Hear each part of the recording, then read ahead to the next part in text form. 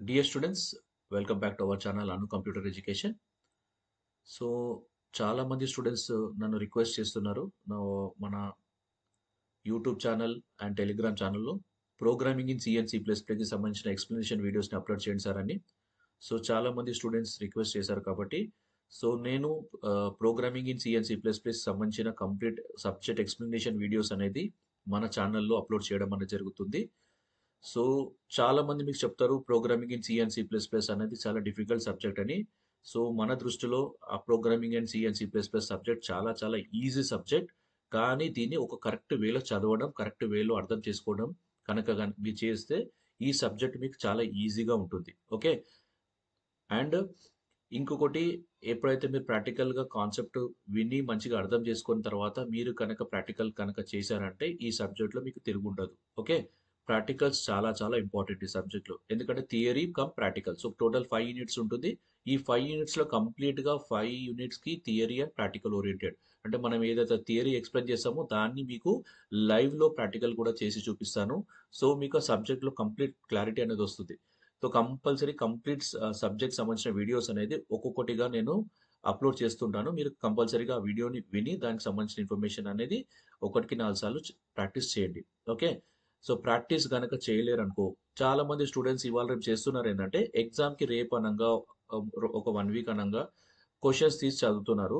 కానీ ఇప్పుడున్న స్టూడెంట్స్‌లో ఏమైందంటే క్వాలిటీ అనేది లేదు. ఎందుకు అంటే మీరు ఖాళీ ఇంపార్టెంట్ క్వెషన్స్ చదువుకొని 8.5 8.9 9 ఏదో వస్తున్నాయి మీ గ్రేడింగ్. కానీ మీ దగ్గర సబ్జెక్ట్ నాలెడ్జ్ ఉండట్లేదు. సో ఎందుకు? మీరు ఓన్లీ క్వెషన్‌లో ఎగ్జామ్‌లో వచ్చే క్వెషన్స్ నేర్చుకొని మార్క్స్ మాత్రం స్కోర్ చేయడానికి ట్రై చేస్తుర్రు. కానీ ఆ సబ్జెక్ట్‌లో ఎందుకు నేర్చుకుంటున్నాము? ఆ సబ్జెక్ట్ మనకి ఇంపార్టెన్స్ ఏంది? ఎక్కడ సబ్జెక్ట్ మన లైఫ్‌లో యూజ్ అవుతుంది? దానికి సంబంధించిన క్లారిటీ అనేది ఏ స్టూడెంట్‌కి లేదు. చాలా తక్కువ స్టూడెంట్స్‌కి మాత్రమే ఈ క్లారిటీ అనేది ఉంది. ఓకే. సో ఇలాంటి తప్పు చేయకండి. ఎందుకంటే మీకు ఫ్యూచర్‌లో జాబ్ చేయాలంటే మీకు సబ్జెక్ట్ నాలెడ్జ్ అనేది ఇంపార్టెంట్. ఓకే. సో ఒకప్పుడు ఏమవుతుండంటే డిగ్రీ తర్వాత గాని, పీజీ తర్వాత గాని జాబ్‌కి ఇంటర్వ్యూకి అటెండ్ అయినప్పుడు సబ్జెక్ట్‌కి సంబంధించిన ఏదైనా క్వెషన్స్ అడుగుతుండే.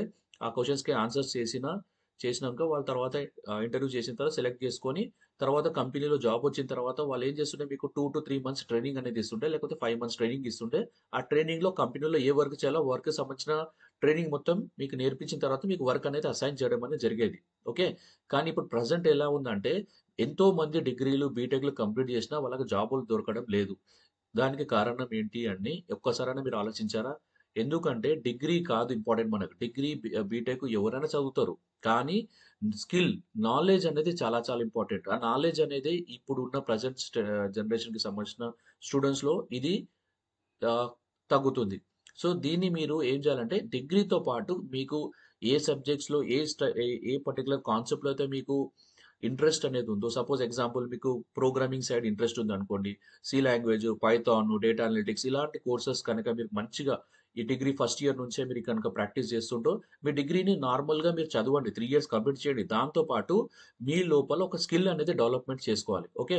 ఎప్పుడైతే మీరు ఈ స్కిల్ అనేది డెవలప్ చేస్తారో, అప్పుడే మీకు జాబ్ ఆపర్చునిటీస్ అనేవి చాలా చాలా ఉంటాయి. ఓకే.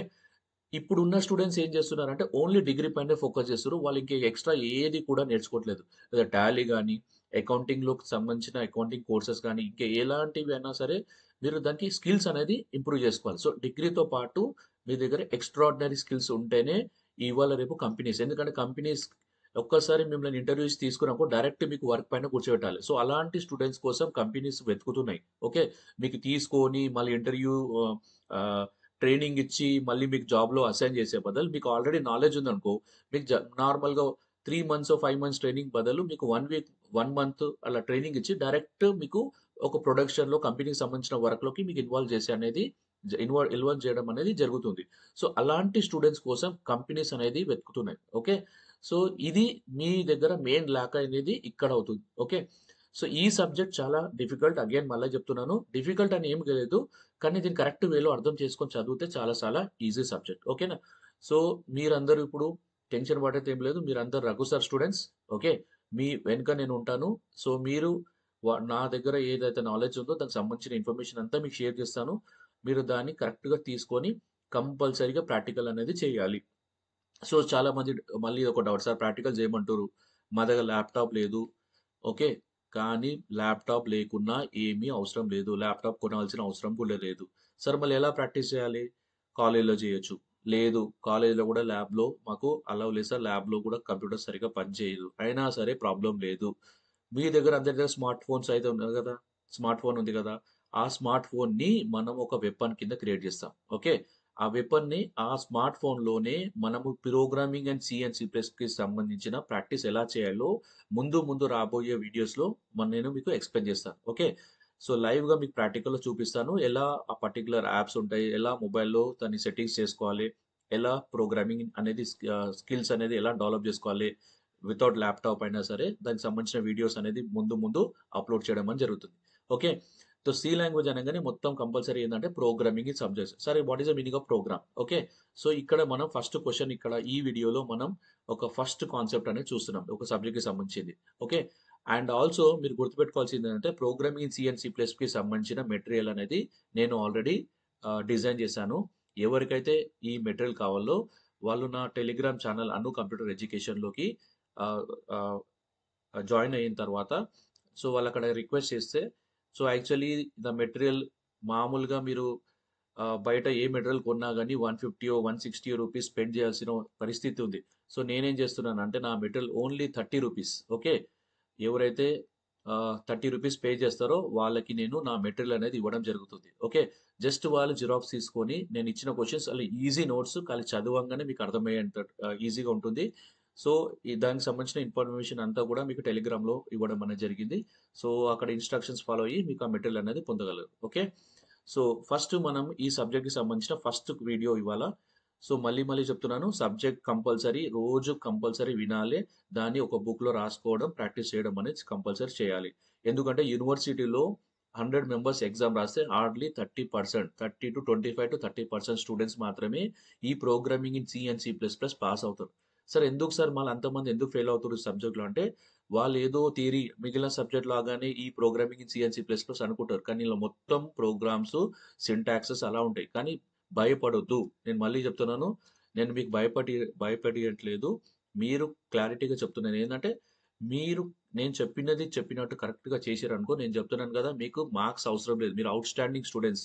ఓకే. మీకు ఎవ్వరికి కూడా మీకు క్వెషన్స్ అడిగితే మీరు చెప్పే కేపబుల్‌లో ఉంటారు. మీ ఏ కాలేజ్‌లో ఏ స్టూడెంట్స్‌తోనైనా మీరు ఈ సి లాంగ్వేజ్‌కి సంబంధించిన వీడియోస్‌ని షేర్ చేయండి. So, and also we can debate కూడా చేయండి. మీ ఫ్రెండ్స్‌కి మీరు కూర్చొని మీ ఫ్రెండ్స్ మీరు కూర్చొని ఈ సబ్జెక్ట్ గురించి డిస్కషన్ అనేది చేయండి. సో, ఇవాళ ఇది కమ్యూనికేషన్ స్కిల్స్.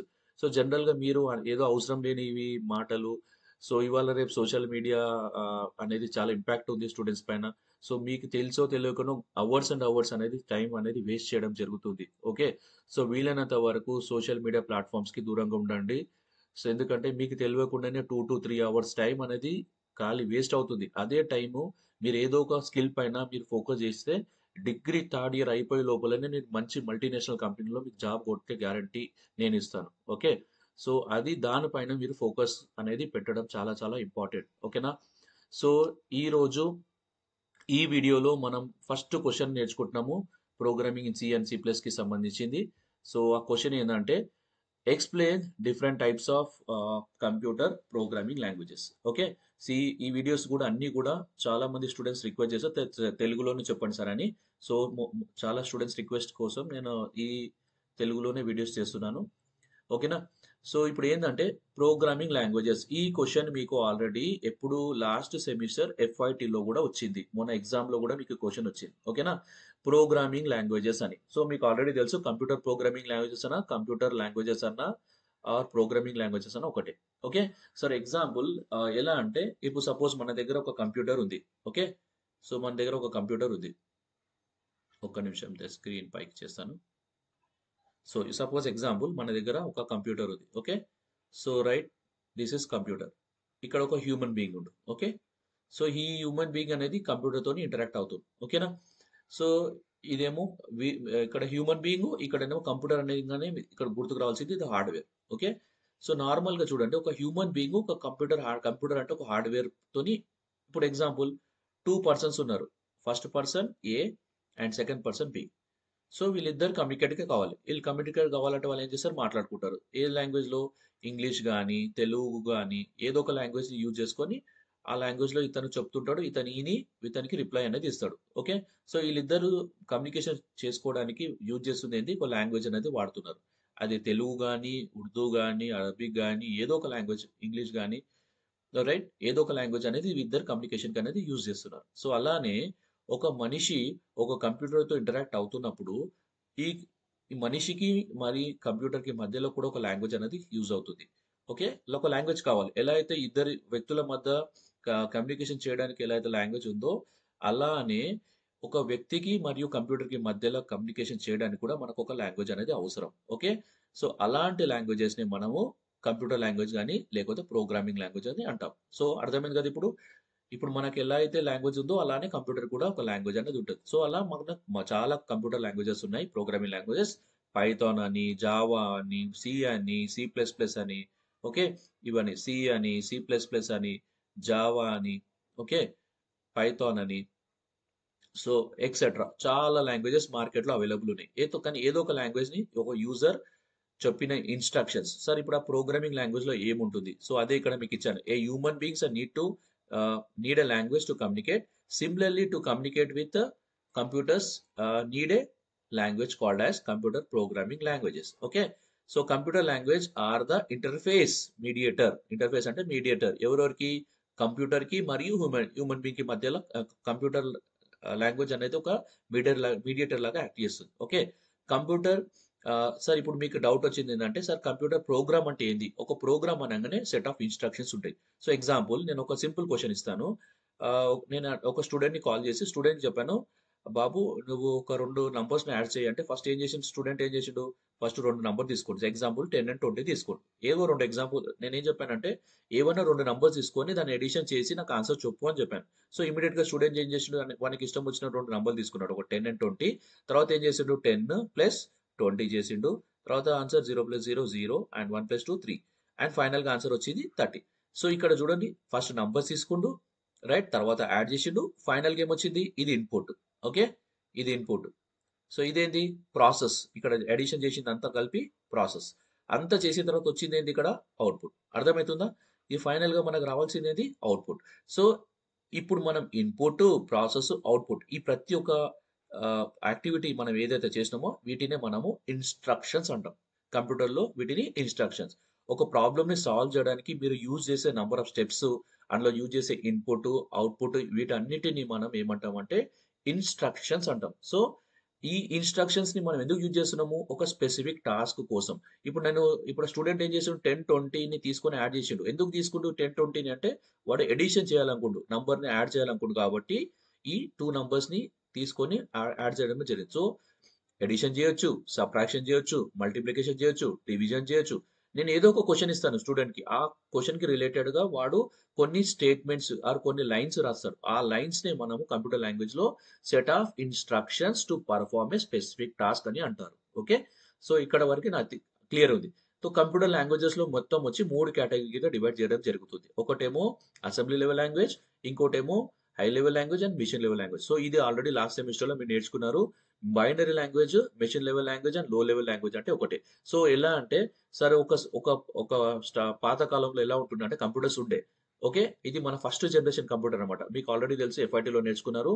మనకు మొత్తం 5 జనరేషన్స్ కంప్యూటర్స్ ఉన్నాయి. అందులో ఫస్ట్ జనరేషన్ కంప్యూటర్స్ వచ్చి ఓకే. వాక్యూమ్ ట్యూబ్స్‌తోని చేయడం జరిగింది. సో, వాక్యూమ్ ట్యూబ్స్ అయితే ఫస్ట్ జనరేషన్ కంప్యూటర్ ఎలా ఉండేదంటే సపోజ్ మీకు ఆల్రెడీ తెలుసు కంప్యూటర్ అండర్‌స్టాండింగ్ లాంగ్వేజ్ వచ్చేంది బైనరీ లాంగ్వేజ్. ఓకేనా? Binary language. మీరు ఇంక ఏ లాంగ్వేజ్‌లో ఏం ఇన్‌స్ట్రక్షన్స్ కంప్యూటర్‌కి ఇచ్చినా, ఏ క్వెషన్ కంప్యూటర్‌కి ఇచ్చినా కంప్యూటర్‌కి అర్థం కాదు. ఎందుకు సార్ అంటే కంప్యూటర్ అండర్‌స్టాండింగ్ లాంగ్వేజ్ వచ్చి బైనరీ. సార్ బైనరీ అంటే ఏంటి అంటే ఏ ఇన్ఫర్మేషన్ ఇచ్చినా కంప్యూటర్‌కి జీరోస్‌లు, వన్స్‌లోనే చెప్పాలి. ఓకే. జీరోస్ అండ్ వన్స్‌లోనే చెప్పాలి. కానీ ఇక్కడ మనం ఏం చేస్తున్నాం? ఇవాళ రేపు మనం ఏమైనా జీరోస్, వన్స్ ఇస్తున్నామా? కంప్యూటర్స్ డైరెక్ట్‌గా నీకు ఇష్టం వచ్చింది టైప్ చేస్తున్నావు. అది కంప్యూటర్ ఇంటర్నల్‌గా ప్రాసెస్ చేస్తుంది. ఫైనల్‌గా రిజల్ట్ వస్తుంది. కానీ ఎక్కడ కూడా మనం జీరోస్, వన్స్ అనేది ఇవ్వట్లేదు. కానీ ఎప్పుడైతే machine language or binary or low level లాంగ్వేజ్‌లో ఎలా ఉంటుందంటే, ఒక యూజరు ఈ కంప్యూటర్‌ని గనక వాడాలనుకుంటే, ఆ యూజరే ఏ ఇన్ఫర్మేషన్ ఇచ్చినా, ఆ ఇన్ఫర్మేషన్ జీరోస్ అండ్ వన్స్‌లోనే ఇవ్వాల్సొస్తుండే. ఓకే. సో, ఎందుకు సార్ అంటే, ఇక్కడ ట్రాన్స్‌లేటర్ అనేది లేదు. అప్పుడు ఎప్పుడైతే మనకు machine level, binary level, low level language ఎప్పుడైతే వచ్చిందో మన లైఫ్‌లోకి, అప్పుడు మనకు కంప్యూటర్‌లో ఏ ట్రాన్స్‌లేటర్ లేదు. ట్రాన్స్‌లేటర్ అంటే ఏంది? ఎగ్జాంపుల్‌కి నేను చెప్తాను. ఇప్పుడు సపోజ్ నువ్వున్నావు. ఓకే. నీకు ఇంగ్లీష్ వచ్చు. రైట్? మీ ఫ్రెండ్ ఉండు మీ ఫ్రెండ్ ఉండు మీ ఫ్రెండ్కి తెలుగు వచ్చు, రైట్? ఇప్పుడు నువ్వేం చేస్తున్నావు, మీ ఫ్రెండ్కి ఏం చెప్పాలనుకుని ఇంగ్లీష్లో చెప్తున్నావు, కానీ మీ ఫ్రెండ్కి అర్థం కావట్లేదు. నీకు అందుకే రిప్లై ఇయ్యట్లేదు. ఎందుకు సార్ అంటే, నువ్వు ఇంగ్లీష్ చెప్తున్నావు, మీ ఫ్రెండ్‌కి ఖాళీ తెలుగు మాత్రమే వస్తది. సో, నువ్వు ఏం చెప్పినావో అతనికి అర్థం కాలే కాబట్టి అతను నీకు రిప్లై ఇవ్వడు. సో, అలానే ఈ ఫ్రెండ్ ఏం చేసిండు, నీకేదో చెప్పాలని నీకు తెలుగులో చెప్పిండు. నీకు చెప్తుండు, నువ్వు వింటున్నావు. కానీ నీకు అర్థం కాలేదు కాబట్టి నువ్వు రిప్లై అనేది ఇవ్వలేవు. సో, ఇక్కడ ఇలాంటి ప్రాబ్లమే ఇగో ఇక్కడ రైజ్ అవుతదనమాట. మిషన్ లెవెల్ లాంగ్వేజ్‌లో ఎలా ఉంటుందంటే, నీకు ఇంగ్లీష్ వచ్చినా, తెలుగు వచ్చినా, హిందీ ఏదొచ్చినా సరే, నువ్వు ఏది ఇన్ఫర్మేషన్ కంప్యూటర్‌కి ఇచ్చినా కంప్యూటర్‌కి అర్థం కాదు. ఎందుకంటే కంప్యూటర్‌కి అర్థమయ్యే లాంగ్వేజ్ బైనరీ లాంగ్వేజ్ మాత్రమే. సో, అలాంటప్పుడు నువ్వు ఇప్పుడు ఇతనికి ఏం చెప్పాలన్నా నువ్వేం చేయాలి? ఇంగ్లీష్‌లోనే చెప్పాలి. సో, ఇతనేం చేయాలి? ఇంగ్లీష్‌లోనే అర్థం చేసుకోవాలి. కానీ ఇతనికి అర్థం చేసుకోడు కాబట్టి మనం ఏం చేస్తున్నామంటే, ఇక్కడ బైనరీ లాంగ్వేజే ఇవ్వాలి కాబట్టి మనమే బైనరీ లాంగ్వేజ్ నేర్చుకుంటున్నాం. మనమే జీరోస్ అండ్ వన్స్ లాంగ్వేజ్ నేర్చుకొని, ఆ ఇన్ఫర్మేషనే డైరెక్ట్ కంప్యూటర్‌కి ఇస్తున్నాం. అప్పుడు ఎప్పుడైతే నువ్వు బైనరీ లాంగ్వేజ్ ఇవ్వడం స్టార్ట్ చేసినావో, అప్పుడు ఏమవుతుందంటే ఇమ్మీడియేట్‌గా కంప్యూటర్ ప్రాసెస్ చేస్తుంది. ప్రాసెస్ చేసి నీకు ఫైనల్‌గా ఏమొస్తుంది? ఔట్‌పుట్ అనేది ఇవ్వడం జరుగుతుంది. సో, ఇది ఇక్కడ జరిగే పిక్చర్. ఓకేనా? సో, సార్ ఇది చాలా కష్టం ఉంది సార్ బైనరీ లాంగ్వేజ్. ఎందుకంటే ప్రతీది నేనే ఎందుకంటే లాస్ట్ ఇయర్ సెమిస్టర్‌లో మీరు నంబర్ కన్వర్షన్ నేర్చుకోరు. గుర్తుంది కదా! డెసిమల్ నంబర్ నుంచి బైనరీ నంబర్, ఆక్టల్ నంబర్ నుంచి బైనరీ నంబర్, హెక్సాడెసిమల్ నుంచి బైనరీ నంబర్, ప్రతి నంబర్‌ని బైనరీ కింద కన్వర్ట్ చేశారు. అలానే నువ్వు ఏ ఇన్‌స్ట్రక్షన్, ఏ వర్క్ కంప్యూటర్‌కి చెప్పాలన్నా ఆ వర్క్‌కి సంబంధించిన ఇన్‌స్ట్రక్షన్స్ ఏవైతే స్టెప్స్ ఉంటాయో దానికి ప్రతి ఒక్క స్టెప్‌కి సంబంధించిన ఇన్ఫర్మేషన్ ప్రతీది కూడా నువ్వు బైనరీ లాంగ్వేజ్‌లోనే ఇవ్వాలి. ఓకే. సో, అందుకోసమే మనము ఈ లాంగ్వేజ్ చాలా డిఫికల్ట్ ఉంది. అందుకోసమే ఇనిషియల్ వెర్షన్‌లో ఇదే ఉండే కాబట్టి మనకు ఆప్షన్ లేదు కాబట్టి ఇది యూజ్ చేశారు. కొన్ని రోజుల తర్వాత ఏం జరిగిందంటే, ఇది చాలా డిఫికల్ట్ ఉంది కాబట్టి తర్వాత వాళ్ళు ఇంకొక లాంగ్వేజ్‌ని డిజైన్ చేశారు. ఆ లాంగ్వేజ్‌నే అసెంబ్లీ లెవెల్ లాంగ్వేజ్ అంటారు. సార్ అసెంబ్లీ లెవెల్ లాంగ్వేజ్‌లో ఏముంది? ఓకే. ఓకే. సార్ ఒక్క నిమిషం నేను స్క్రీన్ పైకి తీసుకుంటాను. అసెంబ్లీ లెవెల్ లాంగ్వేజ్‌లో ఏముంది సార్ అంటే,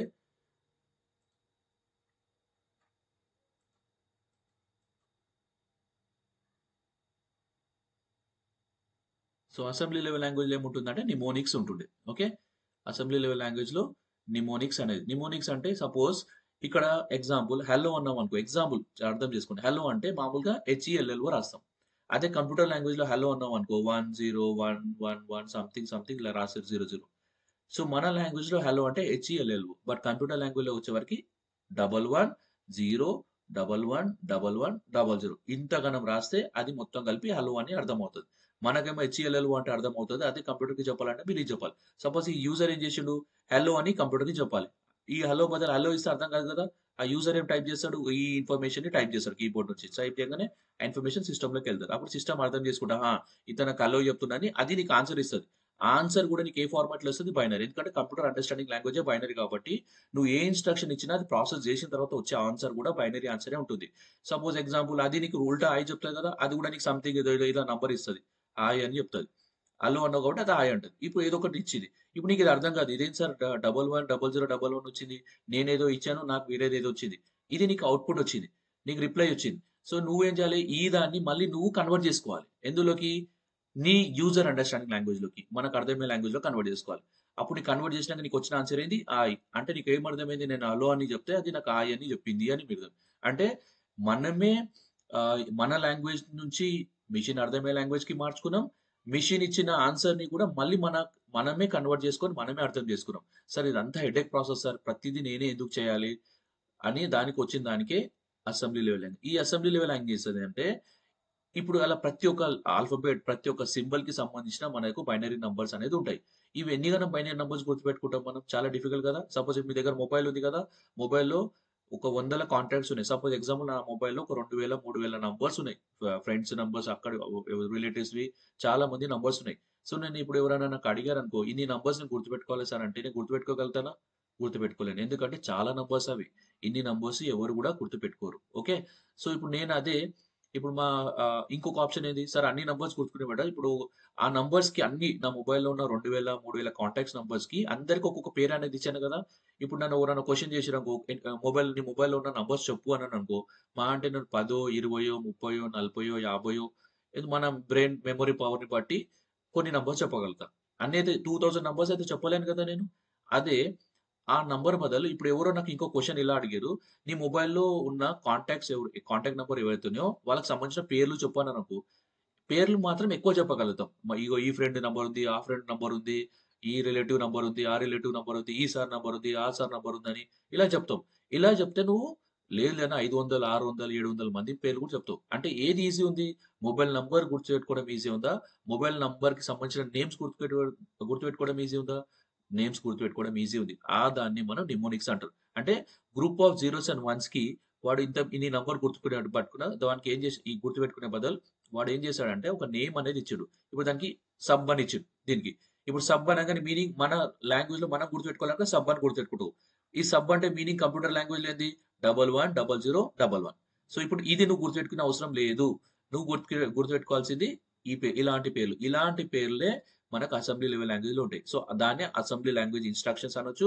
లేదంటే దాన్నే నిమోనిక్స్ అంటారు. నిమోనిక్స్ అంటే it is like English like words only. ఇప్పుడు నాకు చెప్పండి బైనరీ నంబర్స్ గుర్తుపెట్టుకోవడం ఈజీయా? లేకపోతే నిమోనిక్స్ అంటే ఇంగ్లీష్ వర్డ్స్ గుర్తుపెట్టుకోవడం ఈజీయా? ఇంగ్లీష్ వర్డ్స్ గుర్తుపెట్టుకోవడం ఈజీ. కానీ ఇప్పుడు ఎస్‌యుబి అంటే నీకు అర్థమైంది. ఎస్‌యుబి అంటే సబ్ట్రాక్షన్. సబ్ట్రాక్షన్ అనగానే కంప్యూటర్ లాంగ్వేజ్‌లో సబ్ట్రాక్షన్‌కి మీనింగ్ ఏంది? 1, 1, 0, 0. ఇప్పుడు చూడు. ఇప్పుడు పిక్చర్ అర్థం చేసుకో. సపోజ్ ఇది కంప్యూటర్ కదా! ఇక్కడ యూజర్ ఉన్నాడు. ఈ యూజర్ ఏం చేస్తుండు? ఈ కంప్యూటర్‌కి ఇన్‌స్ట్రక్షన్స్ ఇచ్చిండు. ఇప్పుడు ఇంతకుముందు ఏమి టైప్ ఆఫ్ ఇన్‌స్ట్రక్షన్ ఇచ్చిండు? Binary instruction. ఇప్పుడేం చేస్తుండు? సబ్ అని ఇచ్చిండు. ఓకే. సబ్ అంటే నాకు అర్థమైంది. ఇది ఒక అసెంబ్లీ లెవెల్ లాంగ్వేజ్ సబ్ట్రాక్షన్ అని. ఇప్పుడు ఇదే ఇన్‌స్ట్రక్షన్ కంప్యూటర్ తీసుకున్న తర్వాత కంప్యూటర్ క్వెషన్ మార్క్ పెడతది. అరే ఏంది ఎస్‌యుబి సబ్ అంటే? అర్థం కాదు. అయితే ఇప్పుడు మనకు అసెంబ్లీ లెవెల్ లాంగ్వేజ్‌లో వచ్చిందేంటంటే అసెంబ్లర్ వస్తది. సో, ఏం ట్రాన్స్‌లేటర్ వాడతాం మనం?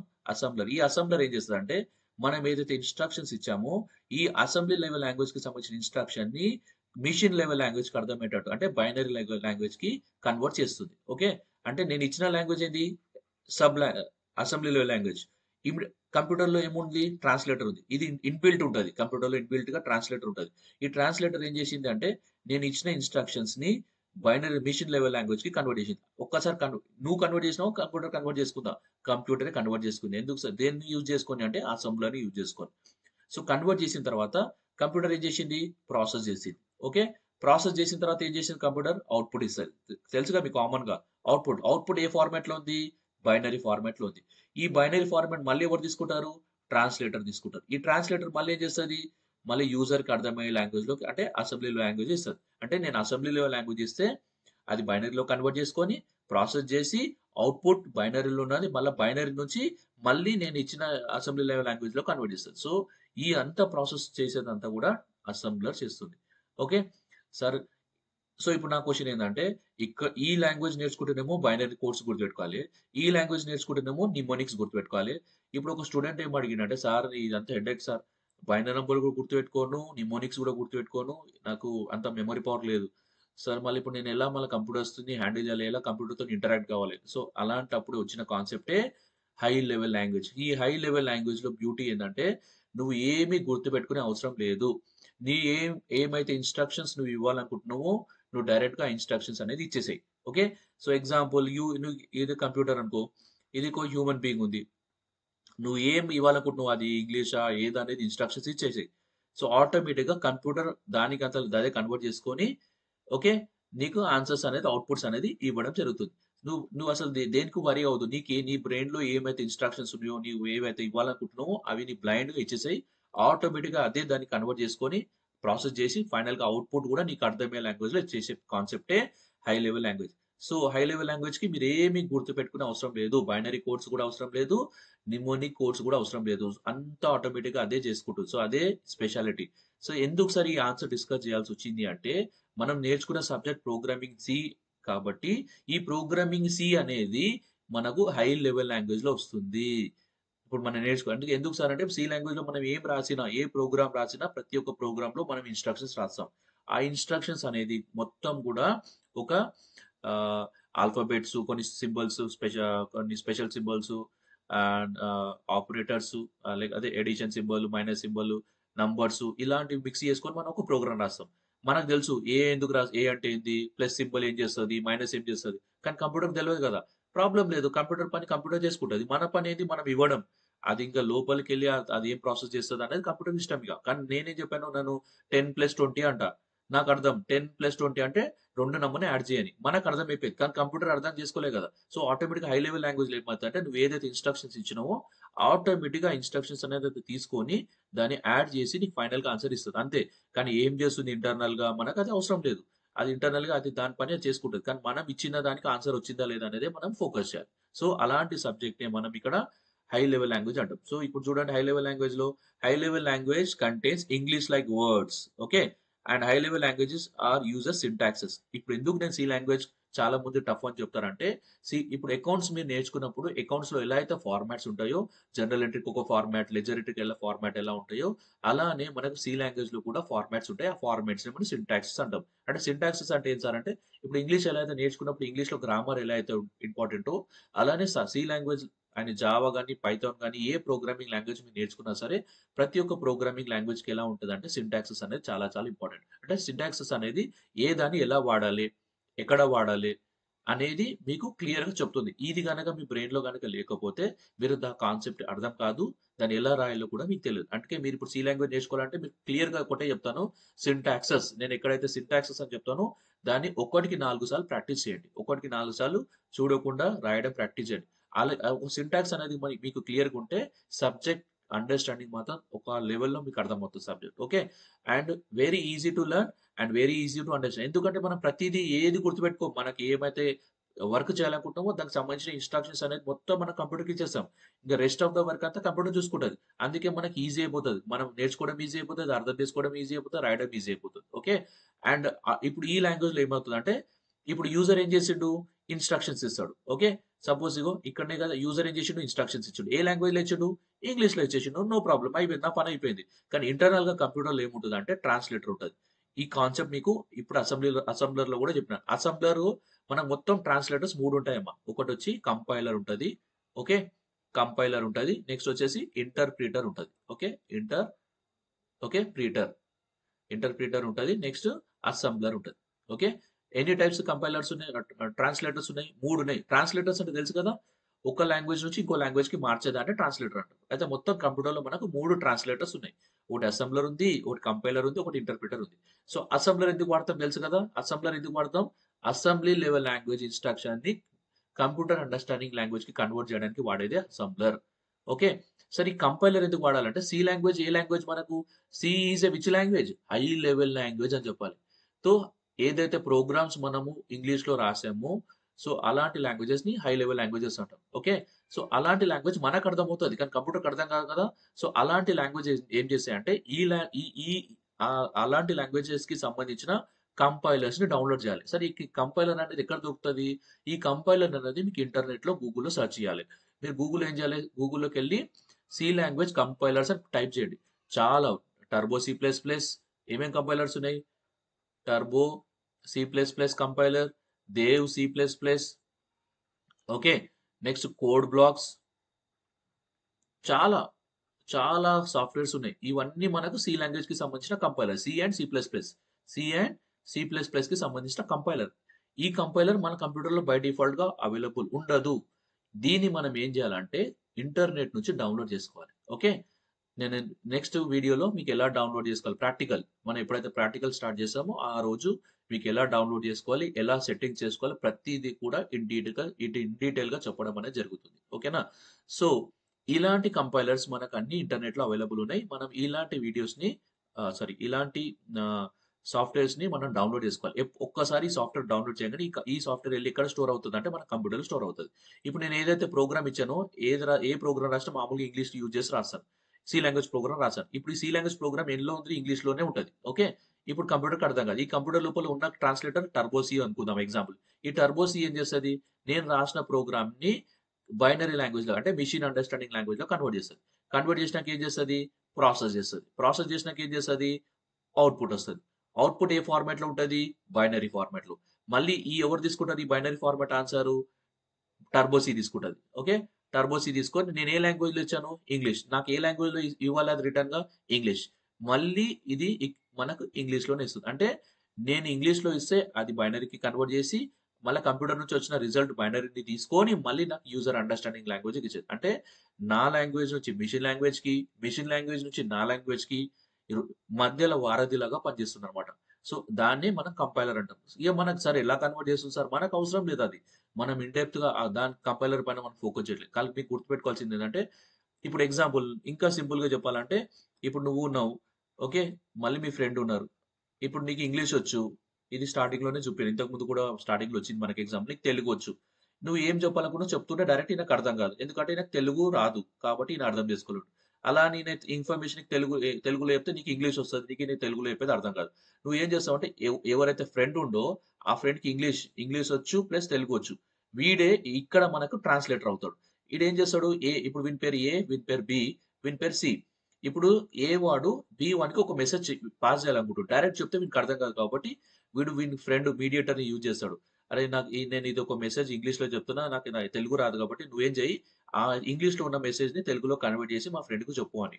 సో, వీడేం చేసిండు వీడు చెప్పిందంతా విని దాని ఇన్ఫర్మేషన్ అర్థం చేసుకొని దాన్ని మొత్తం మళ్ళా దాన్ని తెలుగులో ట్రాన్స్‌లేషన్ చేసి బి అనే ఫ్రెండ్‌కి ట్రాన్స్‌ఫర్ చేసిండు. ఇప్పుడు బి అనే ఫ్రెండ్ రిప్లై ఇస్తాడు కదా! చెప్పిన తర్వాత ఈ బి అనే ఫ్రెండ్ మళ్ళీ ఆ ఇన్ఫర్మేషన్ ఎవరికిస్తాడు? సి అనికి ఇస్తాడు. సరే ఆయన ఈ మాట చెప్పిండు కదా! నువ్వు అతనికి మళ్ళీ రిప్లై ఈ మాట చెప్పు అని.